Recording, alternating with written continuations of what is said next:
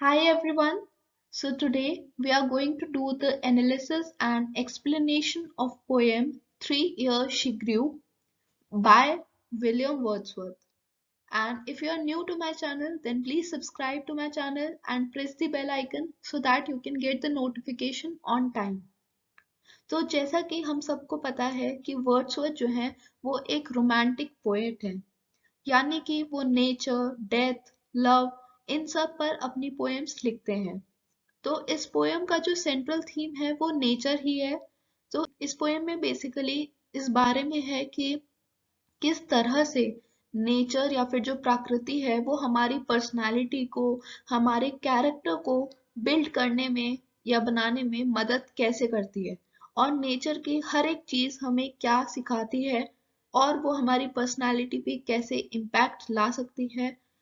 तो चलिए अब हम पोयम की एक्सप्लेनेशन स्टार्ट करते हैं।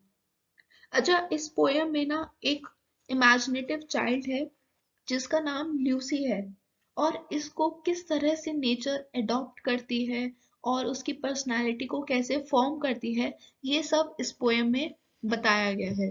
तो चलिए अब हम एक्सप्लेनेशन स्टार्ट करते हैं। सो stanza 1 is 3 years she grew in sun and shower। अब यहाँ पे शी का मतलब है ल्यूसी, जो चाइल्ड है उसको शी से रिप्रेजेंट करा गया है।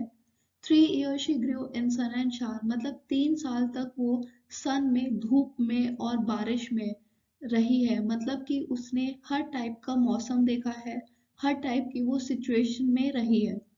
Then nature said, a lovelier flower on earth was never sown। मतलब आज तक इससे पहले इतनी प्यारी बच्ची मैंने नहीं देखी अर्थ पे। This child I to myself will take, she shall be mine and I will make a lady of my own। मतलब ये इतनी प्यारी बच्ची है, इतनी इनोसेंट बच्ची है कि इस बच्ची को मैं खुद अडॉप्ट करूंगी, मतलब गोद लूंगी, और इस बच्ची को अपने तरीके से मैं पालूंगी और बड़ा करूंगी, और and I will make her a dignified woman. मतलब इसकी देख रेख मैं खुद करूंगी। यहाँ पे पोएट ये बताना चाह रहे हैं कि नेचर जो है वो एक पेरेंट की तरह होता है, एक गार्जियन की तरह होता है, जो हमारी पर्सनालिटी को डेवलप करने में हेल्प करता है। ठीक है। अब सेकंड स्टैंजा है, myself will to my darling be. यहाँ पे डार्लिंग जो है वो ल्यूसी को रेफ़र करा गया है, उस चाइल्ड को रेफ़र करा है।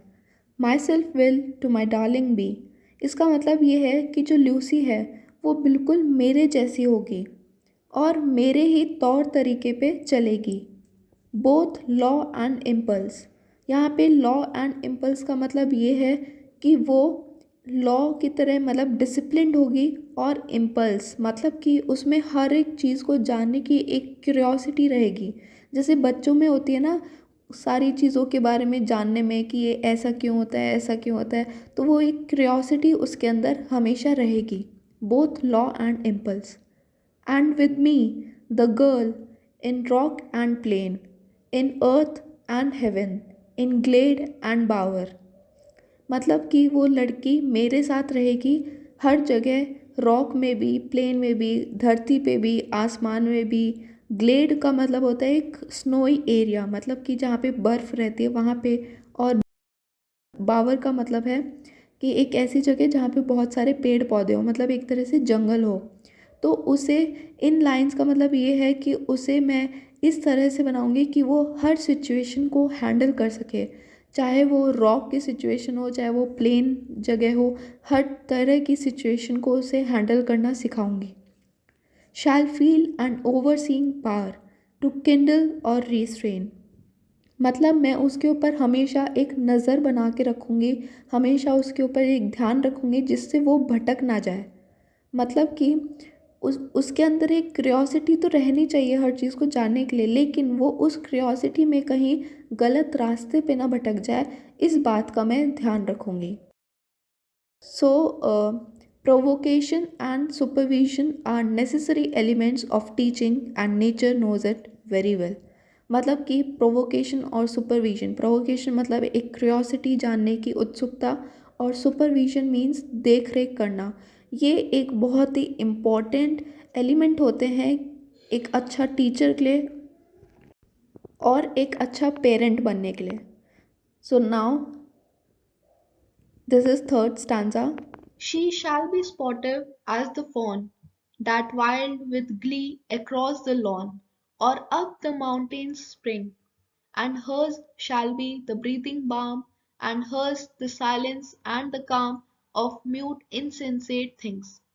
नाउ यहाँ पे फॉन का मतलब है डियर, मतलब कि हिरन, कि वो एक हिरन की तरह लाइवली होगी, प्लेफुल होगी। मतलब जैसे हिरन होता है ना, एक जगह से दूसरी जगह भागता रहता है, तो इस तरह से वो बच्ची जो है वो एकदम खुश मिजाज की होगी, और वो एक जगह से दूसरी जगह तो नहीं भागेगी लेकिन मतलब वो बहुत ही ज्यादा प्लेफुल होगी और लाइवली होगी। ये नहीं कि वो उदास है और चुपचाप बैठी है, वो मतलब हंसती रहेगी हमेशा और बहुत ही ज्यादा लाइवली होगी।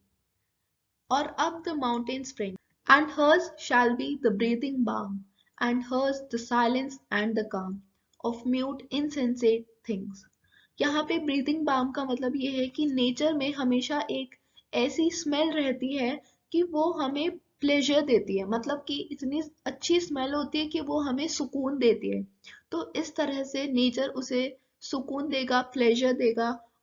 And hers the silence and the calm of mute insensate things, means nature में बहुत सारी ऐसी चीजें हैं जो लाइफलेस ऑब्जेक्ट्स हैं, जो लूसी को, उस बच्चे को हमेशा अपने अंदर दिल पे पीस रखने में हेल्प करेगी, अपने माइंड में, हार्ट में पीस रखने में और खुश रहने में हेल्प करेगी। मतलब वो चीजें भी जो कुछ बोल नहीं सकती हैं और लाइफलेस ऑब्जेक्ट हैं, वो भी किसी ना किसी तरह से इस बच्चे को अपनी पर्सनालिटी ग्रो करने में हेल्प करेंगी। ठीक है। Now fourth stanza is the floating clouds their state shall lend to her, for her the willow bend। मतलब कि अगर वो, अगर हम क्लाउड्स को ध्यान से देखें तो वो एकदम कैसे चलते हैं ना, धीरे धीरे एकदम अच्छे से। तो वो क्लाउड्स जो है वो इस बच्चे को चलना सिखाएंगे कि कैसे एक प्लेजेंट मैनर में चलना चाहिए, वो इस तरह से उसे सिखाएंगे। And state shall lend to her, for her the willow bend. Willow bend का मतलब यहाँ पे है एक ट्री जो कि हवा के झोंके से झुक जाता है, राइट। तो वो चीज क्या सिखाएगी उसे कि ऐसी हार्मफुल या फिर हार्श सिचुएशन जब आती हैं तो हमें झुकना आना चाहिए। मतलब जब हवा का झोंका आता है, जब हमारे ऊपर कोई बेकार सिचुएशन आ रही है, तो हमें उस टाइम पे झुकना आना चाहिए। तो ये चीज भी उस वो ट्रीज उसे सिखाएंगे। Nor shall she fail to see, even in the motion of the storm, grace that shall mold the maiden's form by silent sympathy।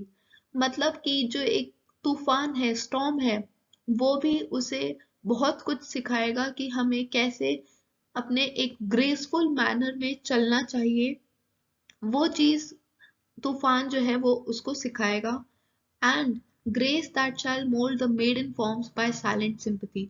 और ये सारी जो चीजें हैं वो उसको इतने प्यार से और इतने साइलेंटली सिखा देंगी कि पता भी नहीं चलेगा, और वो कब चाइल्ड से मेडन बन जाएगी। मेडन का मतलब होता है कि एक कुमारी लड़की, मतलब अभी तक तो वो बच्ची थी लेकिन अब वो क्या हो गई है, अब वो यंग हो गई है, अब वो कुंवारी हो गई है, मेडन हो गई है, मेड हो गई है, राइट। मेड का मतलब यहाँ पे वो काम वाली वाला मेड नहीं होता। मेड का मतलब होता है यहाँ पे एक यंग गर्ल। ठीक है। सो वो ये सारी जो चीजें हैं, क्लाउड है, ट्रीज हैं, स्टॉर्म है, तूफान है, ये सारी चीजें उसे बहुत ही प्यार से और बहुत ही आराम से साइलेंटली ये सब चीजें उसे सिखा देंगी और उसकी पर्सनालिटी में एक बहुत ही पॉजिटिव इम्पैक्ट लाएंगी। Now fifth stanza is the stars of the midnight shall be dear to her, and she shall lean her ear in many a secret place, where rivulets dance their wayward round, and beauty born of murmuring sound shall pass into her face। मतलब कि जो Lucy है वो सब चीजों में अपना interest लेने लग जाएगी और वो चीजों को ऑब्जर्व करेगी, वो मिडनाइट के स्टार्स को ऑब्जर्व करेगी। वो वो चीज भी उसे क्या सिखाएंगे कि कैसे अपनी पर्सनालिटी को अट्रैक्टिव रखना है और कैसे हर जगह हमें शाइन करना चाहिए। तो ये सारी चीजें भी स्टार्स उसे सिखाएंगे।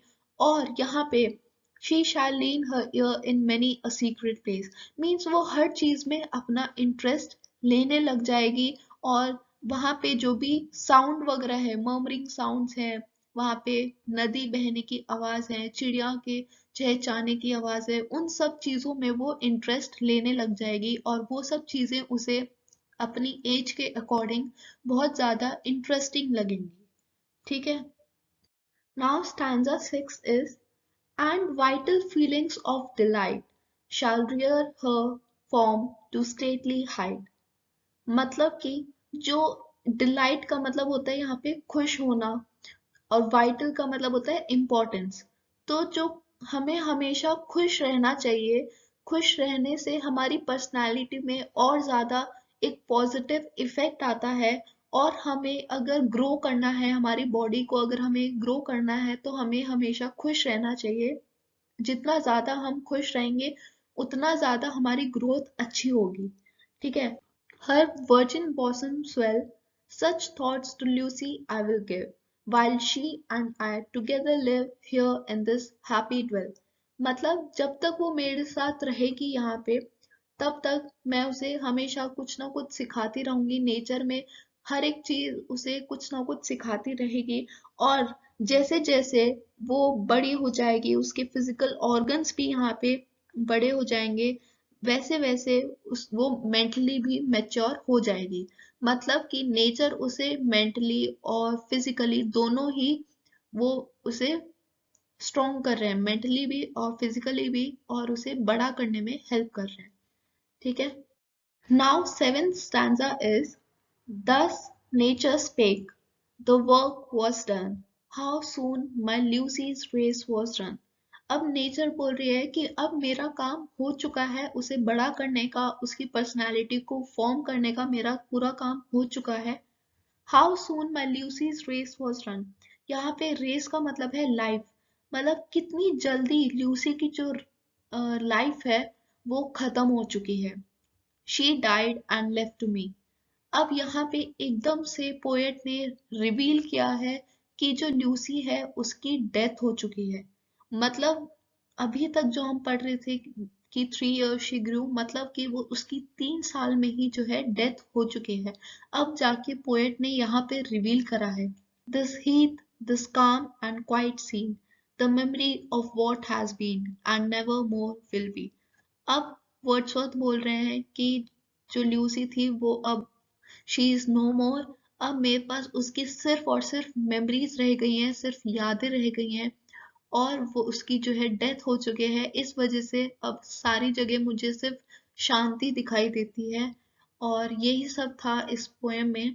मतलब कि जो हम बोल रहे थे 3 years शी ग्रू, तो यहाँ पे उन्होंने रिवील करा है कि 3 साल की उम्र में ही उसकी डेथ हो गई है उस ल्यूसी की। इस वजह से जो है नेचर ने उसे अडॉप्ट करा था। इस वजह से ये सब अब हमें इसकी पूरी सीक्वेंस समझ आ रही है, एग्जैक्टली हुआ क्या था, क्यों नेचर ने अडॉप्ट करा था। और ये सब पोएम, अब जो वर्ड्सवर्थ है पोएट जो है, वो यही सब चीजें इमेजिन कर रहा था कि क्योंकि उसकी डेथ हो गई है तो अब नेचर उसे कैसे बड़ा कर रही है अपने नेचर में रह के। तो ये सब था इस पोएम में। So I hope you liked this video, and if you liked it then please hit the like button and do subscribe to my channel, and thank you for watching.